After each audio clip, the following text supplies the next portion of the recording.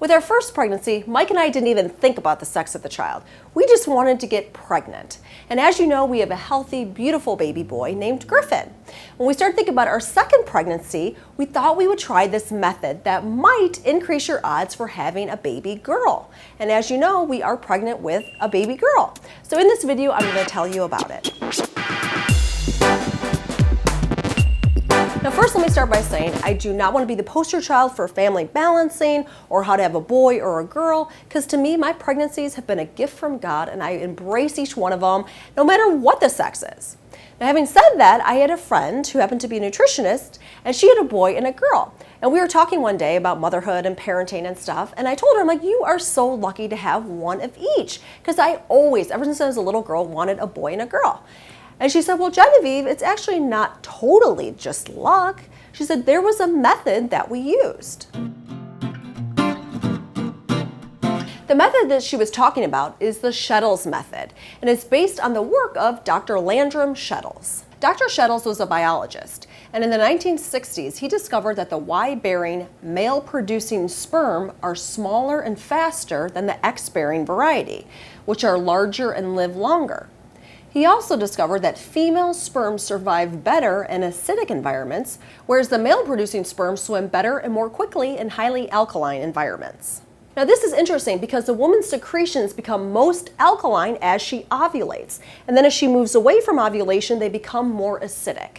With this info in hand, Dr. Shettles theorized that more than anything else, it was the timing of intercourse that determined whether you're more likely to have a boy or a girl. So if you wanted to have a boy, have sex right at the peak of ovulation. If you wanted to have a girl, have it 2.5 to 3 days before you ovulate. When Mike and I first got married, I started practicing fertility awareness. And a lot of it was based on this book that I read called Garden of Fertility, which was written by Katie Singer. I'll put a link in the video description below. Excellent book. But what this whole practice is you learn when you are most fertile and you're most infertile. And it's a way of either trying to produce a pregnancy or to prevent pregnancy. And the whole point of this is I know specifically when I ovulate. And that's really important if you're going to try this method. So as we walked into this second pregnancy, I looked at when I ovulated and I said, okay, let's try to have sex 3 days before I ovulate.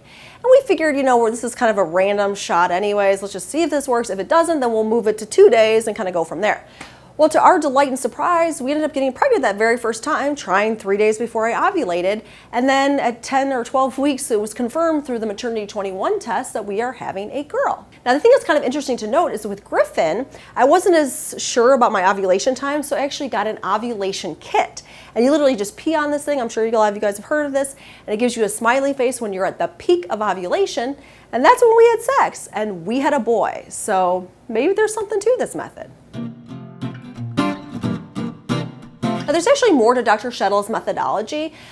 He gave tips on sexual intercourse positions for a boy or a girl, and he gave tips on whether a woman should have an orgasm. I think for a boy, the woman should have an orgasm, but with a girl, she shouldn't. Anyways, we didn't do any of that. The only thing that we did was timing. But Dr. Shettles did claim that the couples that followed his recommendations to a T had a 75% chance of having the sex that they desired. But the New England Journal of Medicine has since concluded that for practical purposes, the timing of sexual intercourse in relation to ovulation has no influence on the sex of the baby. Furthermore, there's a theory called the Whalen method that advocates the exact opposite of Dr. Shettles' recommendations. So go figure. I mean, to me, this whole sex thing is truly a mystery, and I like it that way. But I want to ask you guys, have you heard of these methods? Did you try any of them? Did they work for you? Share with us in the comments below, and thanks for tuning in.